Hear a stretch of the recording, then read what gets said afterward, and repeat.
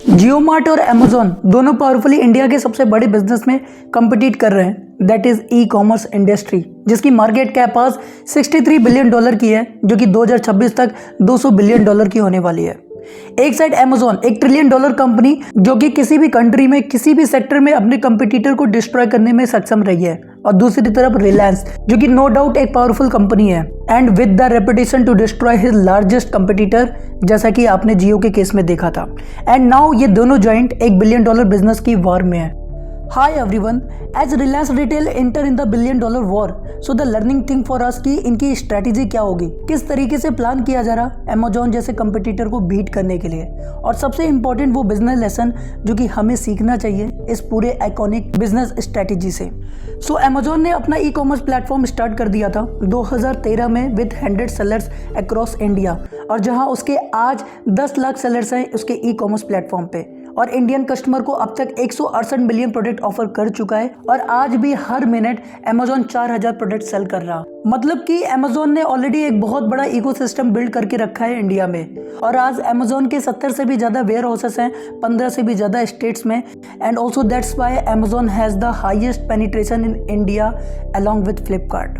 Highest penetration मतलब कि highest number of potential customer, जहां कस्टमर किसी एक ही स्पेसिफिक कंपनी से प्रोडक्ट खरीदती हो, जो कि इंडिया में अमेजोन है। और इसके साथ ही साथ अमेजोन के पास आज कस्टमर का बहुत बड़ा डेटा है कि कस्टमर क्या खरीदना चाहता है, क्या नहीं खरीदना चाहता। एंड ऑब्वियसली इसके अलावा Amazon has the best customer support service along with the highest number of customer satisfaction, और जिसको बीट करना is the biggest challenge for Reliance. But now the business lesson come is कि जब अमेजोन ने इतने सालों लगाए इस पूरे ई कॉमर्स इंडस्ट्री को बिल्ड करने में, सप्लाई चेन सेटअप करने में और कस्टमर का बिलीव गेन करने में, देन रिलायंस ऐसा भी क्या स्ट्रेटजी सेटअप कर रहा इतनी बड़ी जायंट अमेजोन जैसे ई कॉमर्स प्लेटफॉर्म को कम्पिटिट करने के लिए। And here come the Reliance strategy. यहाँ रिलायंस ई कॉमर्स प्लेटफॉर्म की सबसे स्ट्रॉन्ग एसेट पे काम करना है, जो कि है सप्लाई चेन। अब वो कैसे, वो समझते हैं। तो अगर आप इन दोनों कंपनीज का सप्लाई चेन देखो तो अमेजोन का अराउंड 70 जाइंट वेयर हाउस है जो कि 15 स्टेट्स में बटा हुआ है, एंड वही रिलायंस का अराउंड 1200 वेयर हाउस है जो कि 7000 सिटीज में फैला हुआ है।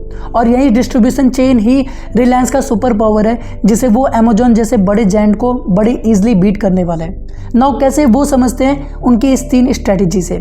पहला, अमेजोन आज हमें 1 डे डिलीवरी दे रहा है, भाई रिलायंस इसे और कम करके 2 से 3 आवर्स की डिलीवरी और इन अ डे डिलीवरी कर रहा। Suppose for example when someone order any item, तो अमेजोन आप तक उसको ला के देगा from his nearest warehouse, जो कि हंड्रेड्स ऑफ किलोमीटर दूर होगा आपके घर से। और वही रिलायंस सेम प्रोडक्ट आपको ला के देगा from his nearest Reliance store, जो कि आपके घर से कुछ ही किलोमीटर की दूरी पे है, और जिसके कारण रिलायंस आपको 2 से 3 घंटे में और इन अ डे वो प्रोडक्ट डिलीवर कर सकेगा ईजिली। जहां अमेजोन का लास्ट ईयर 5 लाख करोड़ का नुकसान हुआ, वही रिलायंस ने 9,842,000 करोड़ का प्रॉफिट रिपोर्ट किया। और तीसरा challenge for Amazon is return policy. This is the biggest disadvantage for any e commerce platform. In e commerce 40% product तो रिटर्न कर दिए जाते हैं, और अमेजोन से अब तक $428 बिलियन का प्रोडक्ट वापस किया जा चुका है। 70% से भी ज़्यादा कस्टमर सबसे पहले रिटर्न पॉलिसी चेक करते हैं किसी भी ई कॉमर्स प्लेटफॉर्म पर, जहां ये कंपनी रिटर्न के लिए कोई चार्ज नहीं लेती, और इन्हें बहुत अच्छे से मालूम है if they ask for to pay for return, वो दोबारा उस कस्टमर को रिटर्न नहीं कर पाएंगे, और जिसके कारण सेलर्स को खुद उन चार्जेस को बियर करना पड़ता है। एंड बिकॉज ऑफ अमेजोन खुद एक बड़े स्केल पे अपने प्रोडक्ट को डिलीवर करता है, सो वो सारे लॉस अमेजोन को हो रहे हैं। So practically reverse of supply chain के कारण अमेजोन को एक बड़ा नुकसान हो रहा है। But somewhere this is not happening with the Reliance. ये बड़ा लॉस सिर्फ अमेजोन को हर साल झेलना पड़ रहा, रिलायंस को नहीं। नाउ द क्वेश्चन कम है कि ये सिर्फ अमेजोन के साथ ही क्यों हो रहा, रिलायंस के साथ क्यों नहीं, बताता हूँ। देखो, अमेजोन के केस में जब आप कोई भी आइटम रिटर्न करते हो तो पहले डिलीवरी बॉय आपसे वो आइटम पिकअप करता है, फिर ये वहाँ के हब पे जाता है, फिर वो आइटम वहाँ से पैक होता है और वापस वो प्रोडक्ट या तो अमेजोन के वेयर हाउस पे जाता है या तो सेलर्स के पास भेजा जाता है। मतलब कि उस रिटर्न के लिए अमेजोन को डिलीवरी बॉय का कॉस्ट आता है, लेबर और पैकेजिंग का कॉस्ट आता है, और फिर ट्रांसपोर्टेशन का कॉस्ट। लेकिन ये चीज़ें रिलायंस के साथ नहीं होती। रिलायंस सिंपली आपसे प्रोडक्ट कलेक्ट करता है और उसे वही के रिलायंस स्टोर पे स्टोर कर दिया जाता है। और क्योंकि रिलायंस स्टोर कस्टमर के पिकअप एड्रेस से कुछ दूरी पे होता है, तो ना तो पैकेजिंग करना है और ना तो पैक करके ट्रांसपोर्टेशन के थ्रू वेयर हाउस तक लेके जाना है। And by this way Reliance का कोई एक्स्ट्रा कैश बर्न नहीं हो रहा रिटर्न शिपमेंट पे। And these 3 steps are the whole strategy of Mota Bhai building a $1 billion e-commerce platform in India. Now the question can click in your mind कि जब Amazon इतनी बड़ी कंपनी है, $1 billion की कंपनी है, तो वो खुद अमेजॉन रिटेल जैसा 1200 स्टोर क्यों नहीं सेटअप कर लेती इंडिया में।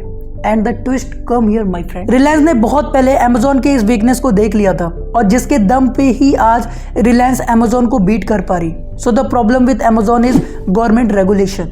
According to government regulation on foreign direct investment, कोई भी इंटरनेशनल कंपनीज इंडिया में 51% से ज्यादा फिजिकल स्टोर और सुपरमार्केट चेन सेटअप नहीं कर सकती और इसी कारण अमेजॉन रिलायंस से कम्पिटिट नहीं कर सकती। वो रिलायंस जितना बड़ा और प्रॉफिटेबल सप्लाई चेन इंडिया में सेटअप नहीं कर सकती।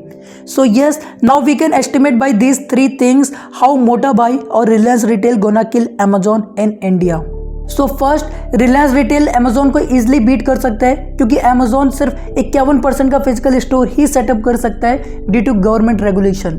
दूसरा, Reliance gonna beat same day delivery और 2 to 3 hour delivery with Amazon's 1 day delivery. और तीसरा, शिपमेंट कैश बर्न, जहां हमने देखा कि कैसे अमेजॉन का बड़े अमाउंट में कैश बर्न हो रहा रिटर्न शिपमेंट पे और वही रिलायंस बहुत कम कैश बर्न पे प्रोडक्ट को रिटर्न कर पा रहा। So yes, there is lot of learning things from the whole case study of e-commerce war कि कैसे किसी भी बिजनेस में उतरने से पहले पूरी स्ट्रेटेजी बनानी चाहिए और फिर स्टेप बाय स्टेप मार्केट में उतरना चाहिए, ना कि पहले मार्केट में उतर जाओ और फिर स्ट्रेटेजी ढूंढो कि कैसे मार्केट को कवर करना है। So that's it for this video. Hopping इस पूरे बिजनेस मटेरियल से आपको कुछ सीखने को मिले एंड वीडियो इन्फॉर्मेटिव लगाओ, कुछ नॉलेज मिलाओ तो चैनल को सब्सक्राइब भी कर देना। आगे भी ऐसी ही वीडियोस आती रहेंगी। तब तक के लिए थैंक यू सो मच। मिलते हैं अगली वीडियो में।